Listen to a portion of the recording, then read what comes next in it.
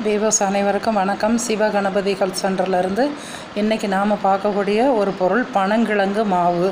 இது Mi life ஸ்டைலில் எங்களுடைய நாங்கள் பண்ணிக்கிட்டு இருக்கக்கூடிய, நாங்கள் ஆயுர்வேத மருந்துகள் கொடுத்துக்கிட்டு இருக்கக்கூடிய கம்பெனி சார்ந்தது கிடையாது. இது முழுக்க முழுக்க எங்களுடைய கம்பெனியில் ஆயுர்வேத ப்ராடக்ட்டுகள் எல்லாருக்கும் கொடுக்குறோம். சிவகணபதி ஆயுர்வேத சென்டர் தான் நாங்கள் நடத்திக்கிட்டு வர்றது. அதில் சில சிறுதானிய உணவு வகைகள் நம்ம ஹெல்த்துக்கு, உடம்புக்கு ரொம்ப நல்லது செய்யக்கூடிய நல்ல பொருட்களையும் சில பொருட்களை அறிமுகப்படுத்துகிறோம். அதில் மூங்கில் அரிசியை பற்றி சொல்லியிருந்தேன். அடுத்து நம்ம குதிரைவாளி அரிசியை பற்றி சொல்லியிருந்தேன். இன்றைக்கி நாம் பார்க்கக்கூடியது பனங்கிழங்கு மாவு.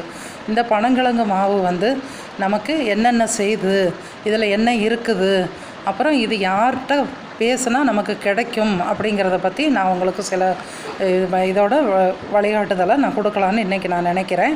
இந்த பனங்கிழங்கு மாவு நான் வாங்கி யூஸ் பண்ணி பார்த்துருக்குறேன். ஏன்னா எதையுமே நான் வாங்குறது, யூஸ் பண்ணுறது, அதுக்கப்புறமா தான் ரெக்கமெண்ட் பண்ணுறது.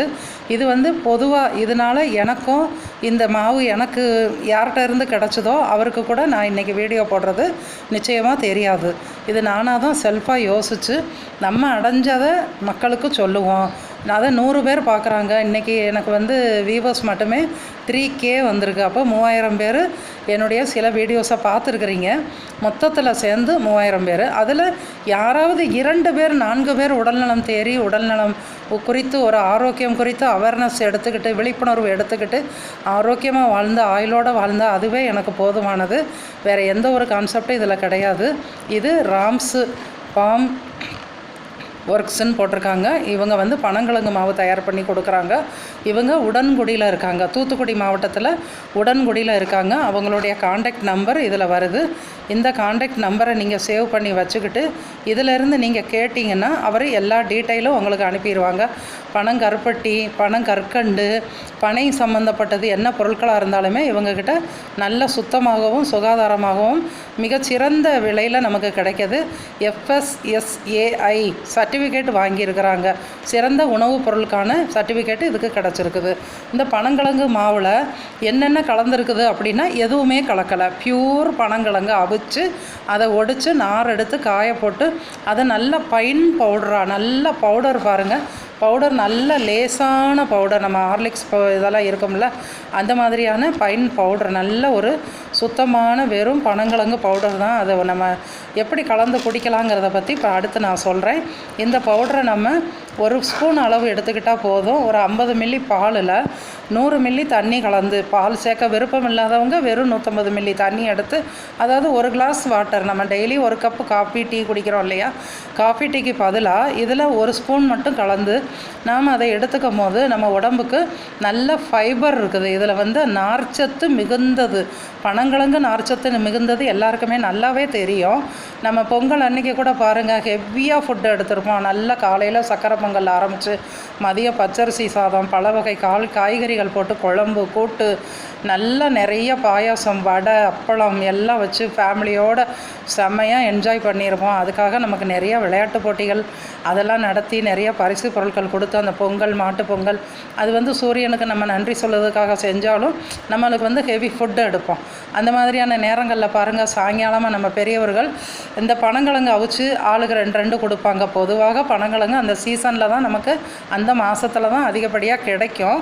அதனால் நம்ம எடுக்கிறோம். அதோடு சேர்ந்து அது டைஜஷன் செம்மையாக கொடுத்து நமக்கு பாருங்கள், பொங்கல் அன்றைக்கி உள்ள ஹெவி ஒரு மாதிரியான நெஞ்சு எரிச்சலோ, வயிற்றில் ஒரு டொம்முன்னு இருக்கும் வயிறெல்லாம், பச்சரிசி சாதம் பழக்கம் இல்லாமல் சாப்பிட்டவங்களுக்கு, தினசரி எடுக்கக்கூடியவங்களுக்கு தெரியாது. நம்ம புழுங்கல் அரிசியாக சாப்பிட்டு பழக்கப்பட்டவங்களுக்கு பச்சரிசி சாதம் சாப்பிட்ட அன்றைக்கி கொஞ்சம் ஹெவியாக தெரியும். சக்கரை பொங்கல் எடுத்தால் சுகர் பேஷண்ட்டுக்கு ஒரு மாதிரி இருக்கும். அவங்க எல்லாருக்குமே பனங்கிழங்கு மட்டும் நைட் 2 சாப்பிட்டுட்டு அவங்க தூங்கும்போது காலையில் ரொம்ப ஒரு ஃப்ரீனஸை உணர்வோம். ஒரு நல்ல ஒரு உற்சாகத்தோடு எழுந்திரிப்போம். காலையில் எழுந்திரிக்கும் போது அன்றைய நிகழ்ச்சிகள், மாட்டுப்பொங்கல் அன்றைக்கி இருக்கக்கூடிய என்னென்ன ஜல்லிக்கட்டாக இருந்தாலும் அவங்கவுங்க ஏரியாவில் என்னென்ன செலிப்ரேஷன் இருக்கோ எல்லாத்துலேயும் உற்சாகமாக கலந்துக்கிடுவோம். இந்த பனங்கிழங்குல ஃபைபர் நிறையா இருக்குது, நார்ச்சத்து நிறையா இருக்குது, டைஜஷனுக்கு நல்லா உதவும். இன்னொன்று, இதில் சர்க்கரை வியாதியை மிக அதிக அளவில் நல்லா கண்ட்ரோல்டாக வச்சுருக்கோம். சர்க்கரை அளவு ரொம்ப அதிகமாக இருக்குது, எனக்கு வேணும் அப்படின்னு எடுக்கிறவங்க நல்ல சர்க்கரை அளவை கண்ட்ரோலுக்கு கொண்டு வரும். தேவ மங்கையர்கரசி அம்மா அவங்க பேசின பேச்சில் கூட சொல்லியிருக்கிறாங்க, தேச மங்கையர்கரசி மேடம் அவங்க பேசுனதில் கூட நமக்கு சொல்லியிருக்கிறாங்க, பரம்பரைக்கே சர்க்கரை நோய் வராமல் இருக்கணும் அப்படின்னா பனங்கிழங்கு மாவு எடுத்துக்கோங்க அப்படின்னு. இன்னொன்று, சர்க்கரை அளவு ரொம்ப லோ சுகர் இருக்கக்கூடியவங்களும் இதை பருகணும். ஏன் அப்படின்னா லோ சுகர் ரொம்ப உடம்புக்கு இதாக இருந்துக்கிறவங்க, ரொம்ப மெலிஞ்சு, அது ஹை சுகர் இருந்தாலும் லோ சுகர் இருந்தாலும் உடம்பு ரொம்ப மெலிவு ஏற்பட்டு ரொம்ப ஹெல்த்து இது இல்லாமல் சுகர் வந்திருக்கா யாரும் இப்போ கொஞ்சம் மெலிஞ்சு முகமெல்லாம் கருப்பாகி கண்ணுக்கு கீழே கருவளையம் வந்து சோர்வாக இருந்தாலே அவங்க ஃபேஸை பார்த்தாலே கேட்டுருவோம் உங்களுக்கு சுகர் இருக்குதா அப்படின்னு. ஆமாம், 390, 400, 280 விதவிதமான அளவுகளை உற்சாகமாக சிரிச்சுக்கிட்டே எல்லாரும் சொல்கிறாங்க. அது எவ்வளவு உடல் உள்ளுறுப்புகளை பாதிக்கும் அப்படிங்கிறத நம்மளுடைய ஆயுர்வேத விழிப்புணர்வு, ஆயுர்வேத ப்ராடக்ட்டுகள் பற்றி சொல்லும் போது நான் நிறையவே சொல்லியிருக்கிறேன். அதனால் சுகரை கண்ட்ரோலாக வைக்கிறதுக்கும் பனங்கிழங்கு மாவு உதவுது. உடலுக்கு தேவையான ஊட்டச்சத்தை நிறையா குறைக்கும். ஒன்று, நார்ச்சத்து மிகுந்தது, ஊட்டச்சத்து நிறைந்தது. மெலிவாக உள்ளவங்களுக்கு கொஞ்சம் உடம்பு பாடி வெயிட்டை இன்க்ரீஸ் பண்ணுறதுக்கு, அதுக்காக ரொம்ப அதிகமாக நம்ம இருக்கிறவங்க ஏற்கனவே ஃபேட்டாக இருக்கவங்க வெயிட்டு போட்டுருமோன்னு பயப்பட வேண்டாம். பிளட் லிப்பிட்ஸ் நீங்கள் செக் பண்ணிக்கலாம். பிளட் லிப்பிட்ஸ் கெட்ட கொழுப்பு எவ்வளோ இருக்குது, நல்ல கொழுப்பு எவ்வளோ இருக்குது, ஒரு டெஸ்ட்டு எடுத்துகிட்டு கூட நீங்கள் இதை சாப்பிடுங்க. 2 மாதம் தொடர்ந்து சாப்பிட்டதுக்கப்புறம் பாருங்கள், நல்ல கொழுப்பு மட்டும்தான் இன்க்ரீஸ் ஆகிருக்குமே தவிர கெட்ட கொழுப்பு இதில் எதுவுமே இன்க்ரீஸ் ஆகாது. ஏன்னா இதில் வேறு எந்த ஒரு மூலப்பொருட்களும் கலக்கலை. இதை நம்ம பால்லையோ தண்ணியிலையோ வெறும் தண்ணியில் கூட நம்ம ஆற்றும் போது கஞ்சியாக ஆயிடுது. நல்லா திக்னஸ் நல்லா கிடச்சி கொழுக்கொழுக்கொழுன்னு நல்ல ஒரு கஞ்சி வடிவத்தில் வந்துடுது. இதுக்கு சுகரோ சால்ட்டோ ஜீனியோ உப்போ எதுவுமே போட தேவையில்லை. நாட்டு சக்கரை அது இது எதுவுமே கலக்க வேண்டாம், அப்படியே பருகலாம். மிகவும் நல்ல ருசியாக இருக்குது. இன்னொன்று, இரத்த சோகைக்கு இது மிகச்சிறந்த நிவாரணி. யூட்ரஸ் பிரச்சனை உள்ளவங்களுக்கு, கர்ப்பப்பை சம்மந்தப்பட்டதுக்கு, பெண்களுக்கு கர்ப்பப்பை பலப்படுறதுக்கு பனங்கிழங்கு மாவு ரொம்ப அருமையாக உதவி செய்யுது. அதோட யூட்ரஸுக்கு ஒரு நல்ல இது. இன்னும் ஒரே ஒரு பாயிண்ட் இருக்குது, ஸ்ட்ரென்த்து. நம்மளுக்கு ஒரு குழந்தைங்கள் வளரக்கூடிய குழந்தைங்கள் கொஞ்சம் எடுத்து வைக்கும் போதே அவங்கெல்லாம் கொஞ்சம் தத்தி விழுவாங்க. இப்போ நிறைய பேர் நம்ம வந்து கடையில் விற்கக்கூடிய, முன்னாடி நம்ம இடையில கொடுத்துக்கிட்டு இருந்தோம் ஒரு இன்ஸ்டன்ட் மாவு வகைகளை விற்பாங்க, செர்லாக்கு, அது வெரைட்டி கூட நமக்கு ஞாபகத்தில் இல்லை. அந்த மாதிரி இப்போ எல்லாருமே நவதானிய கஞ்சி தயார் பண்ணி தான் வீட்டில் வச்சு நவதானிய கஞ்சிகளை கொடுக்கறது, அல்லது ராகியை காய்ச்சி பச்சையாக ராகி ஊற போட்டு அதை நல்லா நம்ம அரைச்சி பால் எடுத்து அதை சூடு பண்ணி அதில் லேசாக சுகர் போட்டு குழந்தைங்களுக்கு எல்லோரும் ஊட்டுறதை நான் பார்த்துருக்கேன். செர்லாக் மாதிரி கொஞ்சம் கட்டியாக பொங்கல் மாதிரி கட்டியாக வச்சு பிஸ்கட் ஊற வச்ச மாதிரி இருக்கும். அதை ஸ்பூனில் எடுத்து குழந்தைங்களுக்கு ஊட்டுறதை பார்த்துருக்குறேன். வெறும் ராகியில் இருக்க சத்துக்களை விட அதிக அளவில் நமக்கு பனங்கிழங்கு மாவில் இருக்குது. வேணுங்கிறவங்க பனங்கிழங்கு மாவு வாங்கி எல்லோரும் பயன்பெறுங்க. மறுபடியும் ஒரு தடவை சொல்லிக்கிறேன், இதில் அவங்களோட காண்டாக்ட் நம்பர் இருக்குது.